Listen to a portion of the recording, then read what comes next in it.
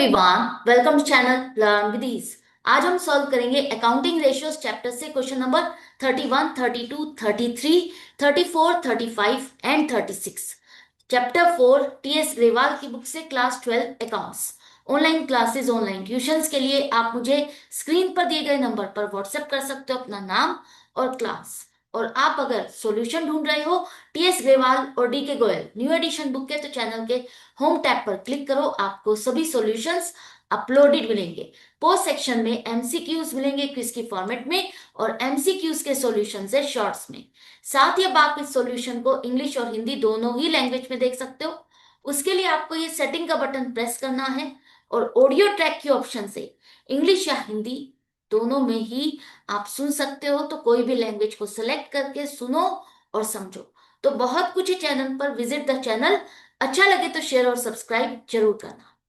Question number 31 में आपको यहाँ पर क्विक रेशियो दी है कंपनी की 0.8:1।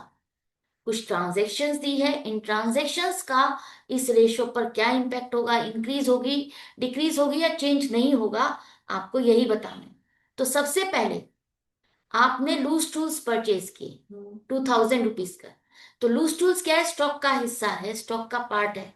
तो हम अगर इसे परचेज करेंगे तो आपका स्टॉक इंक्रीज होगा, करंट एसेट इंक्रीज होगी। और आपने अगर इसको पेमेंट की है तो कैश डिक्रीज हुआ। कैश आपका क्विक एसेट का हिस्सा है, तो आपकी क्विक एसेट डिक्रीज होगी। अब ध्यान से समझना, आप कहोगे कि हम करंट एसेट में तो लूज टूल्स और स्पेयर पार्ट्स को तो इंक्लूड नहीं करते। बिल्कुल सही बात है। आप जब करंट रेशियो कैलकुलेट करते हो उस टाइम करंट एसेट्स में उसको इंक्लूड नहीं करते। लेकिन अगर हम नॉर्मली कहें कि लूज टूल्स हमारा कौन से हेड में कवर होगा, किस चीज में आप इसको इंक्लूड करोगे, तो वो आपका स्टॉक में आएगा और स्टॉक आपका करंट एसेट में आएगा। राइट। अब क्विक रेशियो की बात करें तो क्विक रेशियो में आपका स्टॉक इंक्लूड नहीं होता। तो इसको परचेज करने से आपकी क्विक एसेट पर क्या इंपैक्ट आया? मान लेते हैं क्विक एसेट है 8000 और करंट लाइबिलिटीज है 10,000, क्योंकि इस रेशियो के हिसाब से जितनी करंट लाइबिलिटीज है उसका 0.8 टाइम्स आपकी करंट क्विक एसेट्स है। तो आपकी क्विक एसेट पहले से डिक्रीज हो गई, परचेज किया, कैश कम हो गया, तो 6000 आपकी क्विक एसेट है और करंट लाइबिलिटीज है 10,000। तो इस नए डाटा से क्विक रेशियो क्या होगी? 0.6:1। पहले से रेशियो डिक्रीज हो गई। क्यों? क्योंकि न्यूमरेटर जो है वो आपका डिक्रीज हुआ है, और आपकी जो डिनोमिनेटर है करंट लाइबिलिटी, इस पर कोई इंपैक्ट नहीं आया। तो जब डिनोमिनेटर बड़ा हो गया, ये नंबर चेंज ही नहीं हो रहा, तो आपकी रेशियो डेफिनेटली डिक्रीज होगी। अब आपने इंश्योरेंस प्रीमियम पे किया इन एडवांस, एडवांस में पेमेंट कर रहे हो किसी की सर्विसेज के लिए, तो वो क्या है? Prepaid expense. तो प्रीपेड एक्सपेंस है और आपने पेमेंट किए तो कैश डिक्रीज हुआ, क्विक एसेट डिक्रीज हुई।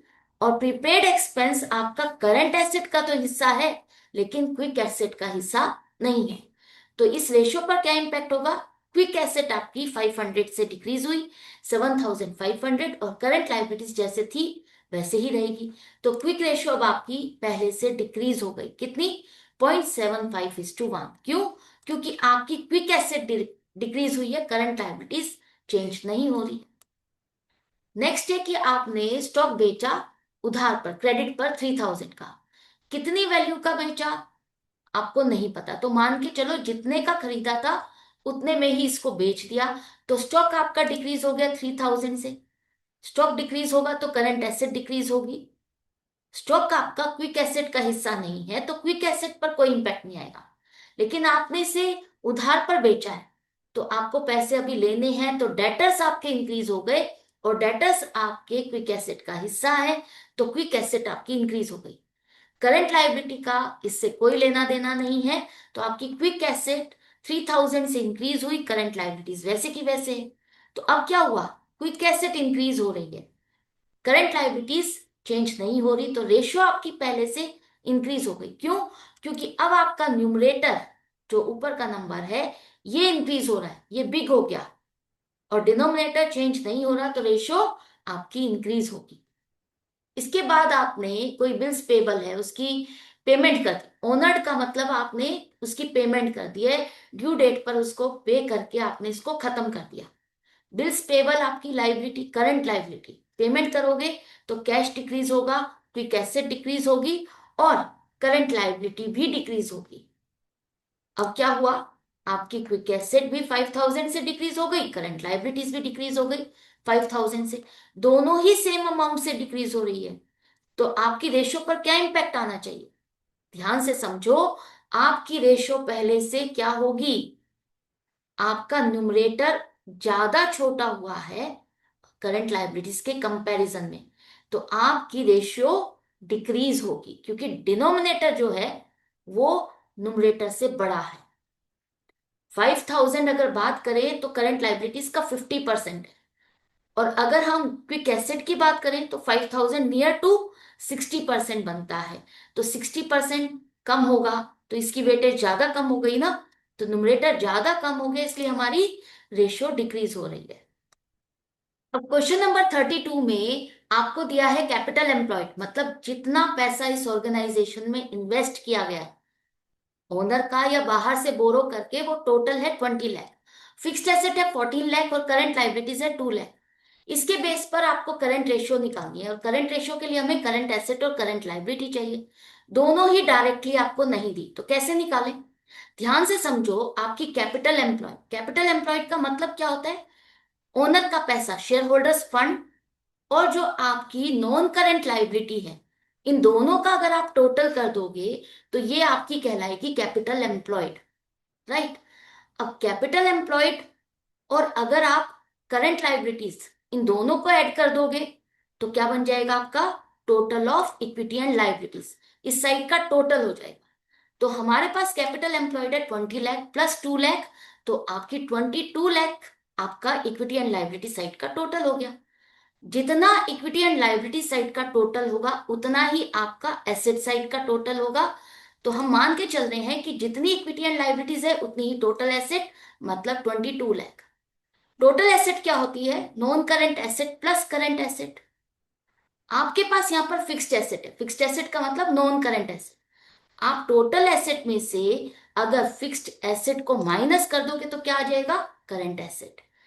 करंट लाइबिलिटीज भी आपको मिल गई और आपके पास करंट एसेट भी आ गई, तो रेशियो क्या है, current asset upon current liabilities 4:1, correct. इसके बाद क्वेश्चन नंबर 33 में वीनस लिमिटेड एक कंपनी जिसका स्टॉक इन्वेंट्री है 3 लाख, लिक्विड रेशियो है 2:1 और लिक्विड एसेट है 12 लाख। आपको यहां पर करंट रेशियो निकालनी है। डाटा आपको लिक्विड रेशियो से रिलेटेड दिया है लेकिन आपको निकालनी करंट रेशियो। तो कैसे निकालें, देखो आपके पास क्या है, क्विक रेशियो 2:1, जिसका मतलब है जितनी करंट लाइबिलिटीज उसकी डबल आपकी क्विक एसेट है। तो आपके पास क्विक एसेट है 12 लाख, ये आपकी करंट लाइबिलिटीज की डबल है। तो अगर मुझे करंट लाइबिलिटीज निकालनी है तो क्या करें, 12 लाख डिवाइडेड बाय 2, आपके पास करंट लाइबिलिटीज आ गई 6 लाख। एक चीज आपने निकाली, अब दूसरा चाहिए करंट एसेट। करंट एसेट और क्विक एसेट दोनों में फर्क क्या होता है, दोनों में फर्क होता है आपकी तीन चीजों से, एक तो स्टॉक, दूसरा प्रीपेड एक्सपेंसेस और तीसरा एडवांस टैक्स। आपको यहां पर कहा है कि मेरा 3 लाख रुपीज का स्टॉक है, इसका मतलब अगर हम लिक्विड एसेट में स्टॉक को ऐड कर दें, करंट एसेट में से आपने स्टॉक को माइनस किया तभी तो लिक्विड एसेट बनी, तो अगर आप लिक्विड एसेट में वापस से स्टॉक को ऐड कर दोगे तो करंट एसेट हो जाएगी 15 लाख। तो दोनों डाटा आपके पास आ गए, तो रेशो हो गई 15 लाख अपॉन 6 लाख, 2.5:1। हमेशा आपको डिनोमिनेटर से ही डिवाइड करना है। 50 से 50 कट हो गई, 6 से आपको 15 डिवाइड करना है, जो कि आ जाएगा 2.5:1। आपकी जितनी करंट लाइबिलिटीज है उसकी 2.5 टाइम्स आपकी करंट एसेट्स हैं। क्वेश्चन नंबर 34 में टोटल एसेट है 11 लाख, फिक्स्ड एसेट है 5 लाख, कैपिटल एम्प्लॉयड 10 लाख और आपको करंट रेशियो निकालनी है।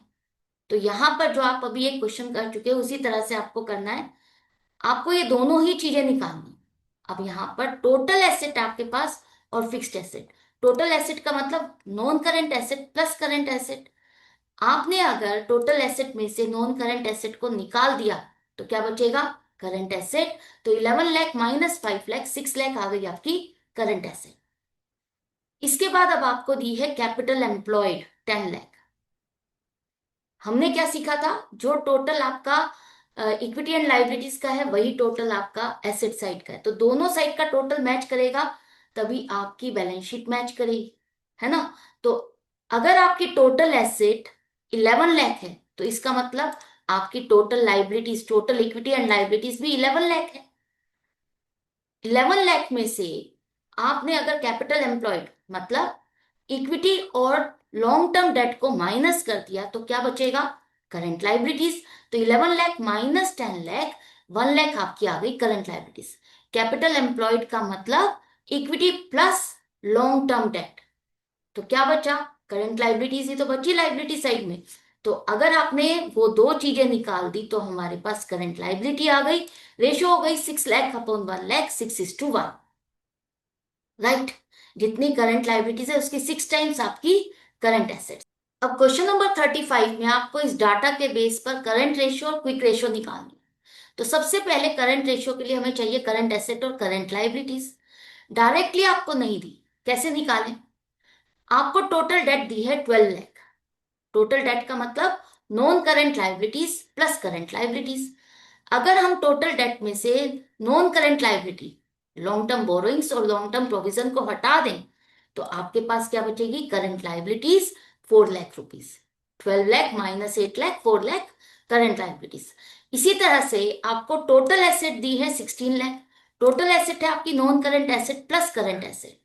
अगर आपने टोटल एसेट में से नॉन करंट एसेट यानी property plant and equipment 6 lakh और non current investments 1 lakh, long term loans and advances 1 lakh, 8 lakh की नॉन करंट एसेट को हटा दिया तो आपके पास करंट एसेट बच जाएगी 8 लाख।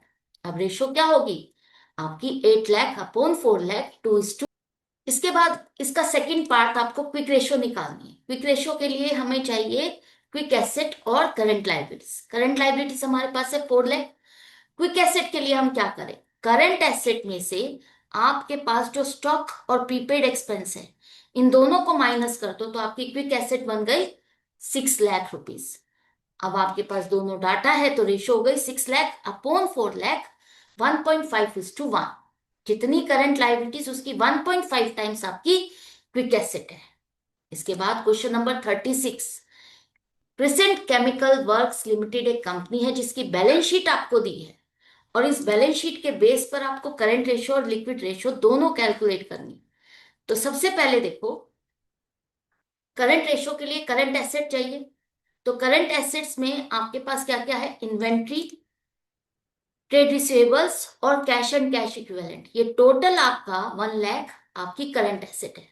राइट, इसके बाद मुझे चाहिए करंट लाइबिलिटीज। तो करंट लाइबिलिटीज में आपके है short term borrowings, trade payables और शॉर्ट टर्म प्रोविजंस। इन तीनों का टोटल लोगे 20,000 तो ये हो गई आपकी करंट लाइबिलिटीज। दोनों डाटा है आपके पास तो रेशो हो गई 1 lakh upon 20,000, 5:1। Right, quick ratio निकालनी है तो करंट लाइबिलिटी तो हमें पता है 20,000 है। क्विक रेशियो के लिए आप करंट एसेट में से इन्वेंट्री को हटा दो, ये जो स्टॉक है इसे हम हटा देंगे तो हमारी क्विक एसेट हो गई 50,000। रेशियो हो जाएगी 50,000/20,000, 2.5:1। ये क्वेश्चन भी कंप्लीट हो गया। आई होप आपको ये सारे क्वेश्चन अच्छे से समझ में आ गए हैं। तो इसी तरह से आपको कनेक्टेड रहना है, सीखते रहना है, समझते रहना है। अगर वीडियो हेल्पफुल लगे तो लाइक का बटन प्रेस करना और ज्यादा से ज्यादा फ्रेंड्स में शेयर करना। मिलते हैं हम नेक्स्ट वीडियो में नेक्स्ट क्वेश्चन के साथ। Goodbye and take care.